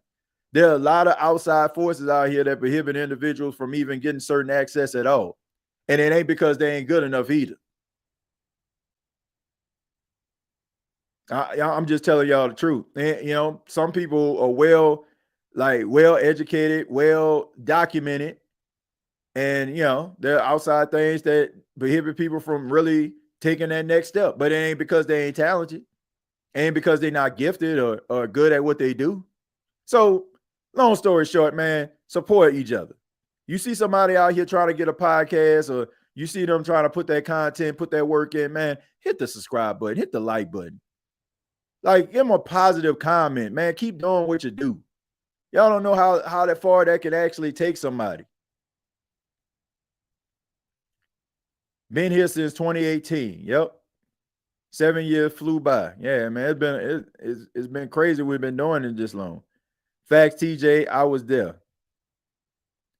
Darnell says, I'm proud of you, TJ. Man, look, I'm proud of the channel that we built over here.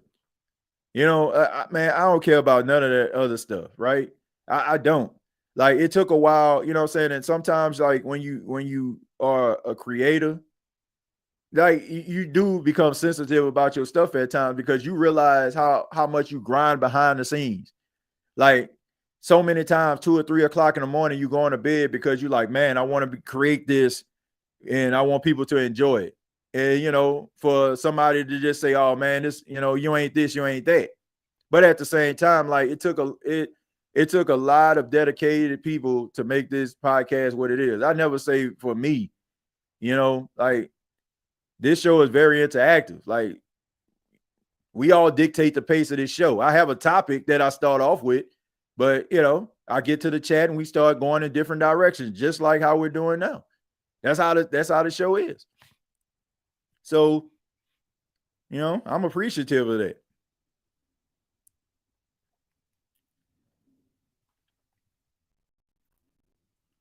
Been watching TJ since 2020. Yes, that's a hot minute too. Like Pat McAfee say, something nice, you can change their life. Yeah, it's true. It's funny you said that, man. I was sitting next to this reporter, right? I was sitting next to the reporter who was at Lucas Oil Stadium during the combine. And he was saying that he got lost walking into Lucas Oil Stadium, right? And he said when he was walking around Lucas Oil Stadium, he said he ran into Pat McAfee. Pat McAfee was walking by himself. And Pat McAfee, I guess saw him and noticed like he was just walking around. He was like, "Did you need some help?" And the guy was telling him where he needed to go. He was trying to find where the media sit, and Pat didn't know at the time, and he directed him where he needed to go. And that guy told me that story. He told when media people start filing in, he started telling them that story. It's like you don't know the type of impact that you can have on somebody. You don't even know. Like you don't know what type of impact you can have on somebody by just doing something kind to them or making them feel like they matter and they value. So, hey TJ, your channel, just like any YouTube channel out there, had to start somewhere at some point.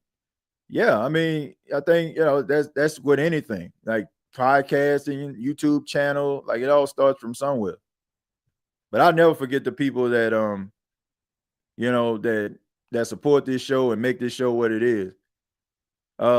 Dame Miami signed Armstrong and Weeze, Theo Weeze would have been nice because I think he played with Rattler. Yeah, man. I mean, look, when you have an opportunity to go wherever the heck you want, you know what I'm saying? For the most part, like, shoot, I mean, no disrespect, New Orleans or Miami, you know what I'm saying? I don't know if I'm gonna make the team, but at least I'll be on South Beach while I'm trying to make this stay happen. I mean, I'm just being real, man. Like, shoot. Yeah, but let's see. We all start at one sub. Yep. That's the truth. I'd be lost if it wasn't for your show, TJ. It's like an AA meeting. Look, man, I appreciate that. Like, I just like to have a good time, man. I mean, a lot of stuff we find out together, a lot of stuff, a lot of y'all tell me. Like, I'll be on here, oh, the Saints signed such and such, and I got to go back and check it out, and that's what it's about, man. Just want to have a NFL, like, fan experience. Like, yes, I write, for college football and do all these other great things, God bless me with. But at the end of the day, I'm just a fan, just like everybody else. I'm a person just like everybody else. Get up in the morning, go to work, pay these bills. You know what I'm saying? Like, shoot, trying to steal some sense into that little nappy-headed little boy I got. Shoot, like I'm just like everybody else. So when I sit here and I talk and I be having these interactions with everybody. It's just, I mean, we just out here having fun talking like regular fans do. And I enjoyed it. So I think that's, the best part about this. I think that it's therapeutic at times. We make each other laugh at times. We have a good time here, and we make some pretty bomb content in the process. Boy, I'm telling you, without TJ, I would be lost and just frustrated.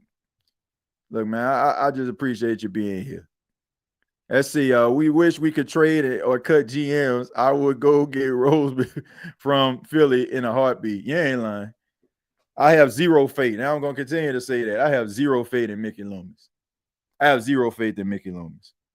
I don't care who hears this. I have if Mickey Loomis watching this himself, I have zero faith in you, my friend. You have completely exhausted your ability of faith of any kind from yours truly. I tried. Like, Like, go back to my videos. I'm like, okay, man, let's just see what Mickey Loomis can do. All right. I like, okay, I don't want to just write him off real quick. Like, let's just give him opportunity. You know what I'm saying? Like, he's trying to figure out life without Sean Payton, Drew Brees.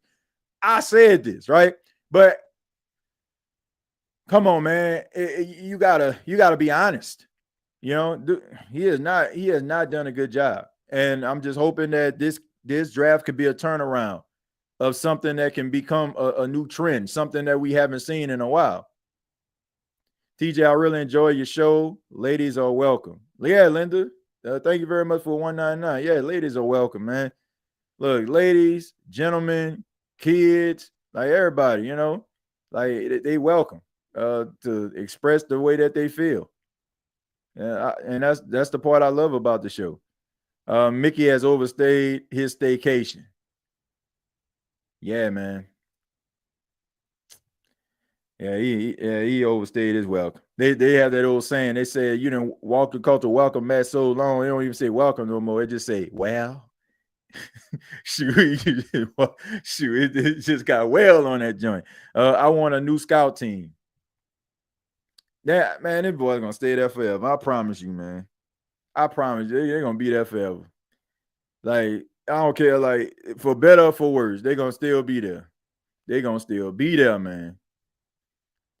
LOL, you saw the video of that kid acting like he was Mickey Loomis and called Shadur. Yeah, I saw it, Justin. That ish wasn't funny, man. But I just think that it was only right, you know, that, you know, I might lose some folk for this, but I don't care. It just seemed like some always weird coming out of Ole Miss. I'm just being serious. It just seemed like something weird always coming about that school. And it's not cool, man. Like, that's somebody's livelihood right there. You know what I'm saying? That's something that somebody has aspired to do their entire life, to get that phone call, to be told that they got drafted by a team and congratulations.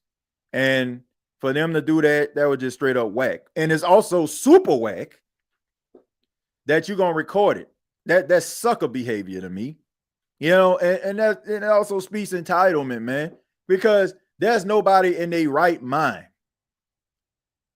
who probably don't have a trust fund that's going to do something that asinine and stupid. Because I would think about the possibility of me wanting a job one day. Because, you know, if we live in this social media world now, if you apply for a job, the first thing the person is going to do before they hire you is what? They're going to look at your social media page. What's the first thing people do when they do stupid stuff, or people, you know, get caught doing something crazy, shooting up in a mall or something? You know, like, what's the first thing they do? They get a picture off their social media page. So that just showed entitlement right there, that you were willing to show your face. Yeah, I guess you realize, oh man, I'm okay. Daddy gonna let me work at the lumber shop, or Daddy gonna let me run at, you know what I'm saying, work at his office, or I'm good money. I'm just gonna go here and goof around in college for 3 to 4 years. I don't know. But that was just crazy. Or just the simple fact that we have become so enamored, so infatuated with social media that we don't even care about the repercussions as long as we can get those likes up. Maybe that's it. Like, we have become so lost as a society that we don't even care about the ramifications of anything. So it's rather those two scenarios. I don't know. I don't know which one. I'll allow you all to decide which one it was. But the fact is, it was weak. And, you know, and that was just, I don't care how much you say he ain't the quarterback, he ain't this, that, and the third. Nobody deserves that. Nobody deserves to go through those type of emotions after you know for a fact that this man probably already hurt, that he was projected to go in the first round. A lot of people felt like he should have been in the first round. Everybody kind of seeing what the heck was happening right before our very eyes. We see the collusion. We see the blackballing of the cat. And yet we, you know, and he go through that. So I didn't really like that at all, man. I thought that was weak. I thought that was pathetic. And I don't know if there's something that somebody can get brought up on charges with, but you know, I don't know, man. People just don't take nothing serious no more, man. Hey TJ, who that? To you. Hope you had a great day. Shadir Sanders finally got drafted. Says Chantel. Shouts out to you, Chantel. Appreciate you for being here. Yeah, I seen that, man. The first person that told me he got drafted, my mama. Like I said, I was outside, man. I was outside having a yard sale. My mom texted me and she was like, Shadir Sanders got drafted. I'm like, it's cool. And then she asked me how the yard sale was going.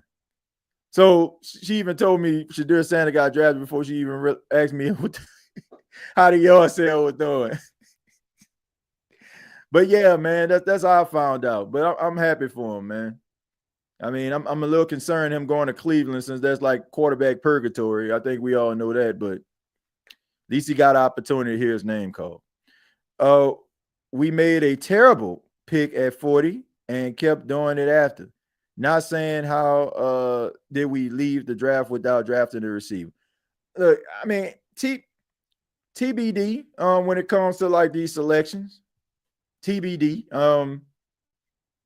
I get it, man, but I'm a wait. I have a wait and see approach.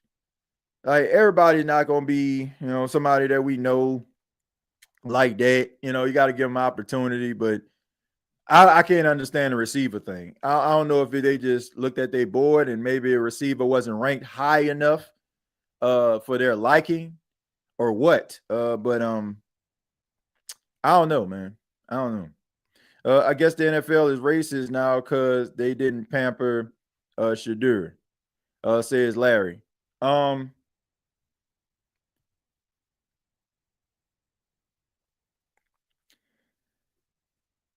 I don't know if look. Here's the thing, man. Here's the thing.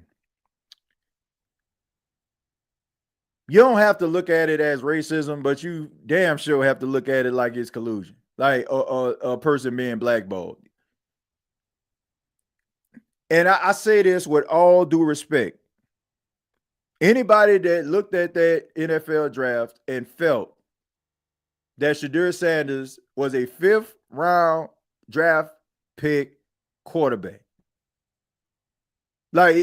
you just seriously don't want to recognize like what's right in front of your face. I ain't saying like I think that he's going to be talented. I'm not saying he next Caleb Williams or what Andrew Luck was supposed to be a Peyton Manning. I'm not saying that. But to say that this dude's supposed to be a 5th round draft pick, I just think that that's absolutely false.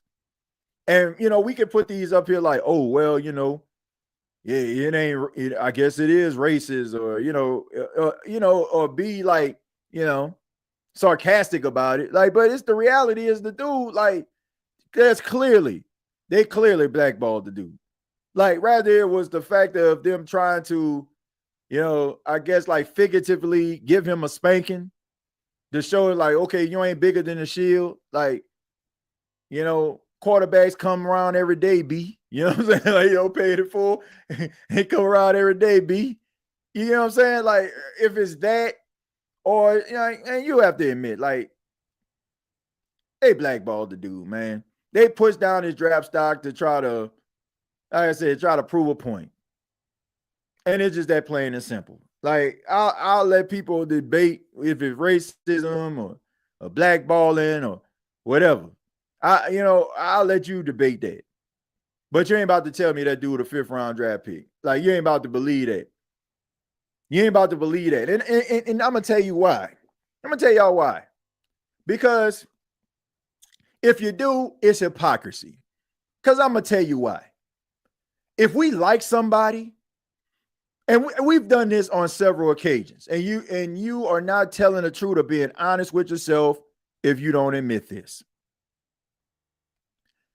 Everybody at some time had a debate about a player that they were strongly considering for their team, and they felt like it would be a good fit. And they would talk about that person's great qualities and everything. And then somebody will turn around and say, oh, man, you tripping. That dude don't need to be drafted in the 2nd round. That guy don't need to be drafted in the 1st round. And you would lay on the sword for that person. You would even go as far and say, if they don't draft him, they're going to live to regret that. That is what you're going to say. My point is, If you like somebody very strongly, you're going to debate all day and night why that person is a perfect fit. If you don't like them, guess what? There will be no love lost, and you won't try to big up their redeeming qualities. And if somebody on television or somebody on social media or somebody or on YouTube or whatever says, oh, this person ain't it, you're going to big up that person. Man, you telling the truth. Man, he's real with his. Man, he's telling that. Why? Because you want an amen corner. You want to stand in an amen corner. So if you didn't want Shadur Sanders to go in the first round and you had a bunch of people validating it and you had collusion behind the scenes to validate your point, guess what? There's no love lost there. But if you liked him, if you felt like he deserved that, being called in the first round, being the quarterback of a starting quarterback of a team, then you felt that when that dude fell in the fifth round. We pick and choose what we love and what we dislike. And we don't even realize that we prisoners of our own bias. And hell, maybe I'm a little, like a little bit of a prisoner. But I know this. Dude deserved to be at least a second round quarterback.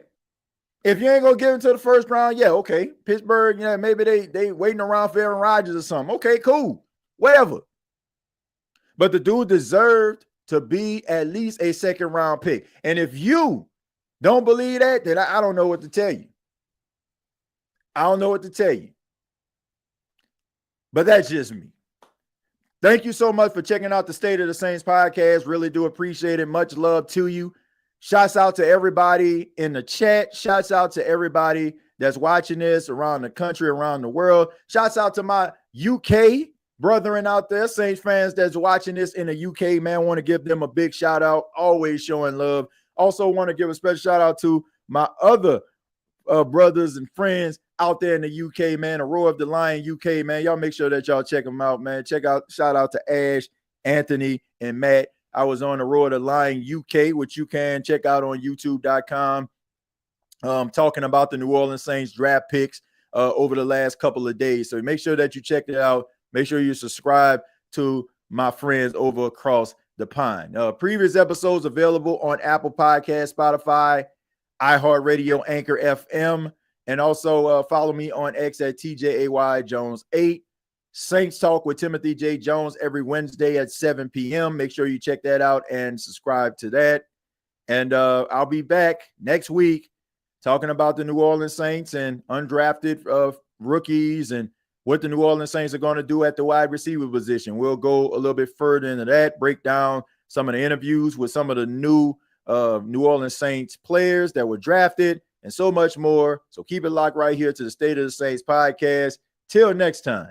All I got to say is, who that? Thank you for listening to my daddy's podcast. Please subscribe to our channel. All I got to say is, who that?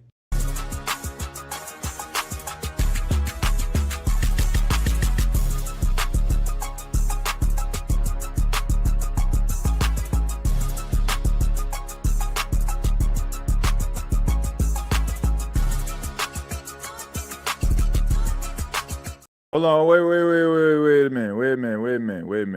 minute. I'm sorry, man. I apologize because I didn't want to leave without reading a couple of these donations that were left behind. I didn't want to forget anybody. I just recently saw them. So I do want to acknowledge the people that donated. Let's see. Want to give a special shout out to Lewis, giving a $5 donation. I felt it in my soul what was going down with Shadur yesterday. Thanks for keeping it real. No one else felt like talking about it. And Piano Dean. Shouts out to Piano Dean, man. Out here in the Myrtle Beach, man. Says, TJ, you ever wondered what we may have missed out on with Mark Bulger?